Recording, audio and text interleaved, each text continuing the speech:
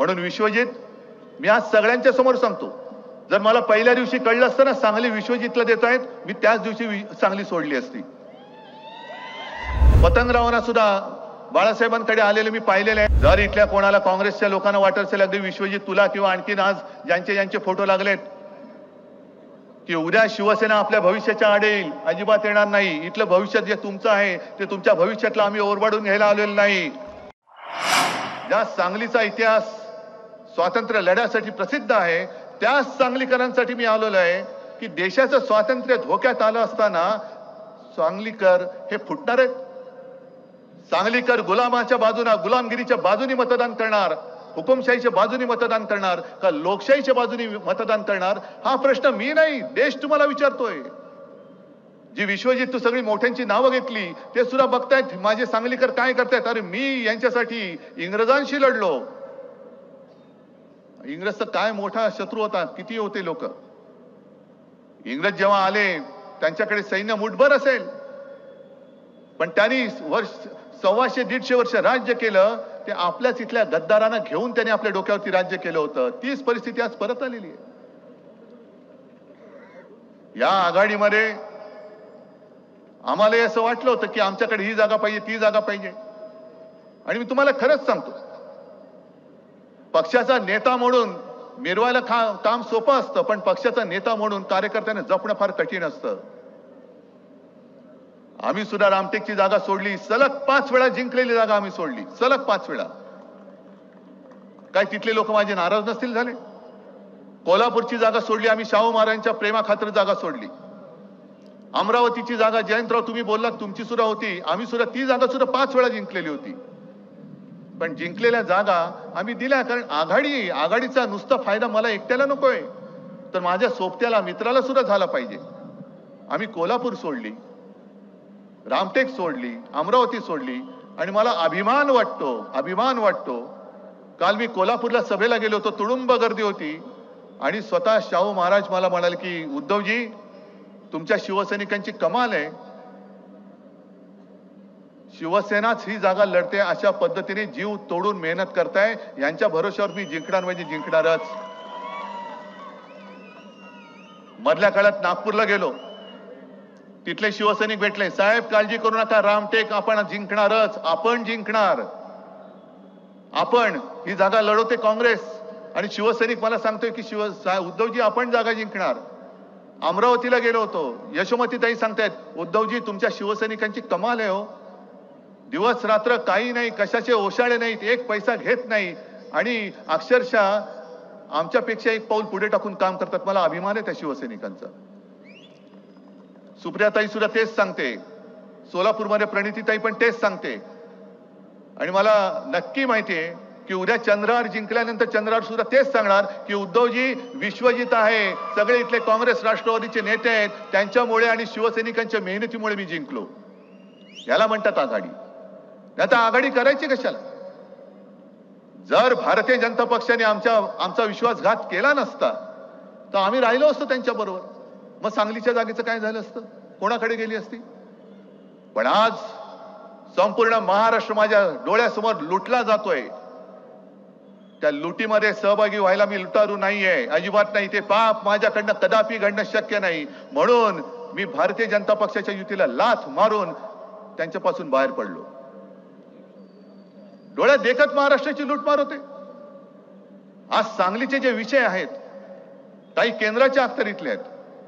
10 वर्ष होय आम्ही सुद्धा त्यावेळेला युतीत होतो, पण 10 वर्ष इकडनं जे तिकडे गेलेले आहेत, कोण ते म्हणतात तुमचे काका, का पाठवलं त्यांना? 10 वर्ष का पाठवलं? हा प्रश्न आता तुम्हाला पडलेला आहे. तुमच्या पाण्याचा प्रश्न सुटला?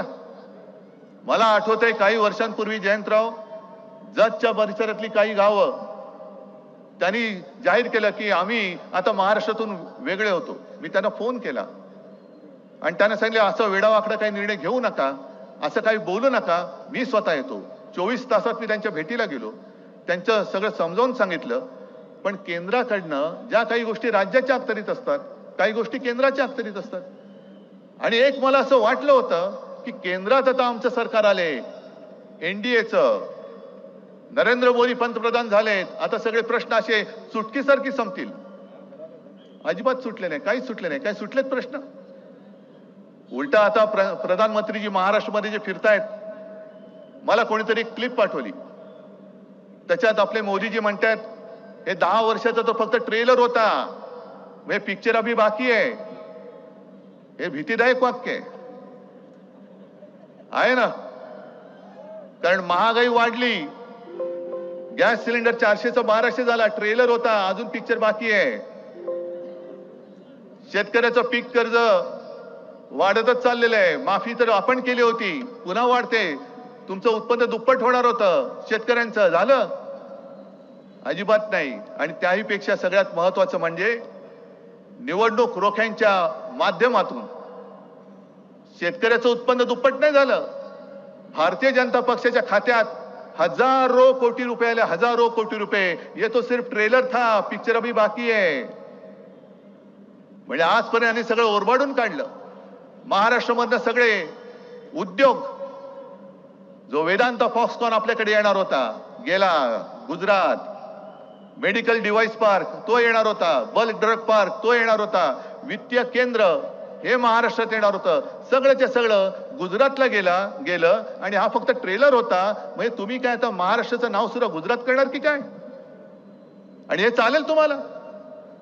आणि त्याच्यामध्ये जर का तुम्ही जर का इकडे मतांमध्ये विभागणी केली आणि पुन्हा हे हुकुमशाहीचं भूत आपल्या मानगुटीवरती बसलं, तर ती एक शिवसेनेने जाहिरात केलेली आहे, तुम्ही पाहिली असाल.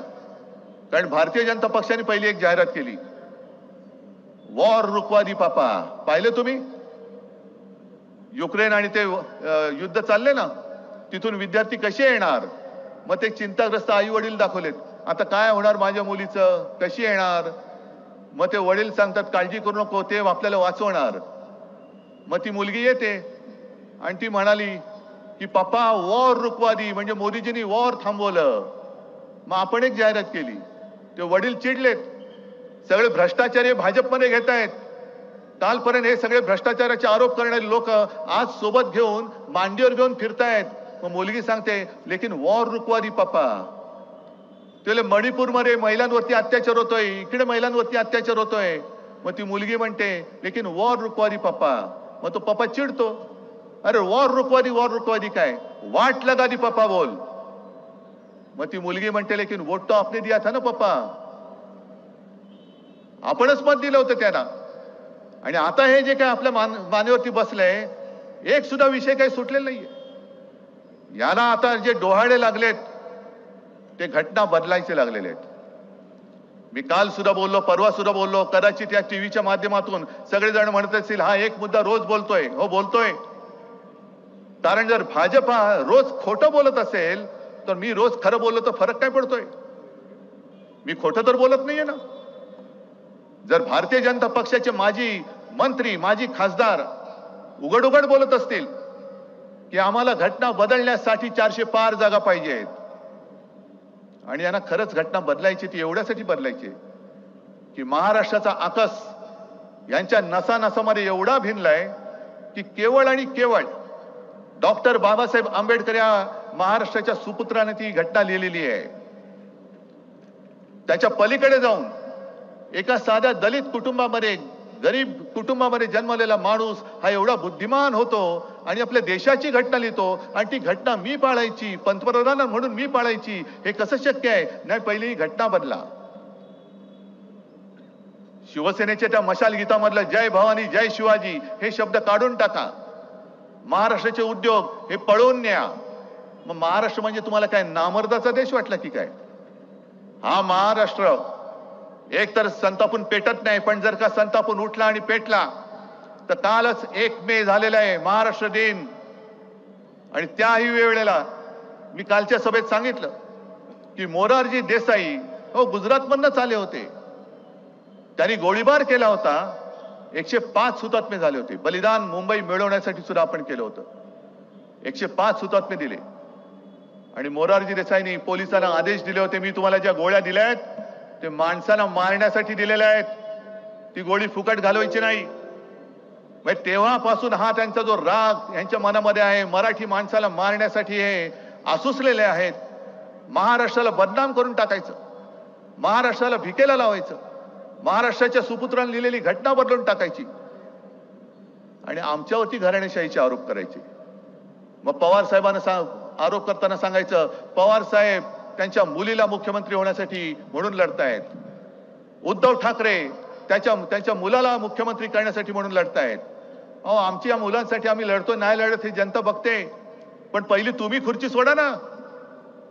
तुम्ही तुमची खुर्ची सोडत नाहीये. म्हणजे मलाच पाहिजे, एकदा पंतप्रधान झाले तरी दुसऱ्या वेळेला मीच, दुसऱ्या वेळेला झाले तिसऱ्या वेळेला मीच, तिसऱ्या वेळेला झाले. म्हणजे तुम्ही तुमच्यासाठी लढताय, मग मी माझ्या जनतेसाठी लढत असेन तर मी चूक काय करतो, मी पाप काय करतोय? ही जी मी लढाई लढतोय ती माझी लढाई नाहीये. जयंतराव, तुम्ही माझं कौतुक केलं, मी खरंच तुमचा सगळ्यांचा आभारी आहे. तुम्ही काय, विश्वजित काय, कारण करोनामध्ये जे काही मी काम केलं ते मी माझ्या एकट्याचं नाही, तुमच्या सगळ्यांच्या साथी सोबतीने केलं. आणि विशेष म्हणजे या जनतेने जे आपल्याला उत्स्फूर्तपणाने आपलं ऐकलं म्हणून महाराष्ट्र वाचलेला आहे. ही लढाई हुकुमशाहीच्या विरोधात आपण लढतो. म्हणून विश्वजित, मी आज सगळ्यांच्या समोर सांगतो, जर मला पहिल्या दिवशी कळलं असतं ना सांगली विश्वजितला देत आहेत, मी त्याच दिवशी सांगली सोडली असती, मी त्याच दिवशी सांगली सोडली असती. कारण तेवढा अधिकार आणि तेवढं प्रेम माझं तुझ्यावरती आहे. पतंगरावांना सुद्धा बाळासाहेबांकडे आलेले मी पाहिलेले आहे. अर्थात एक आपल्या पिढीची गॅप असते, वयाचं अंतर असतं. पतंगराव हा एक मोकळा ढाकळा माणूस होता. म्हणजे माझ्याशी सुद्धा बोलताना कधी वयाचं अंतर त्यांनी जाणू नाही दिलं. अगदी मुलं म्हणजे त्यांचाच मुलगा असल्यावर काही एकदम विश्वजितची कशी बोलतील तसे माझ्याशी ते बोलायचे. आपण आता एक पाऊल पुढे गेलं पाहिजे. जर इथल्या कोणाला काँग्रेसच्या लोकांना वाटत असेल अगदी विश्वजित तुला किंवा आणखीन आज ज्यांचे फोटो लागलेत की उद्या शिवसेना आपल्या भविष्याच्या आड येईल, अजिबात येणार नाही. इथलं भविष्य जे तुमचं आहे ते तुमच्या भविष्यातलं आम्ही ओरबाडून घ्यायला आलेलं नाही. पण माझ्या सांगलीकराकडनं जी जागा आम्ही त्यांची सोबत दिली म्हणून इथून तुमच्याकडनं हिसकावून घेतली गेलेली आहे, ती हिसकावून पुन्हा घेण्यासाठी म्हणून मी सांगलीमध्ये आलेलो आहे.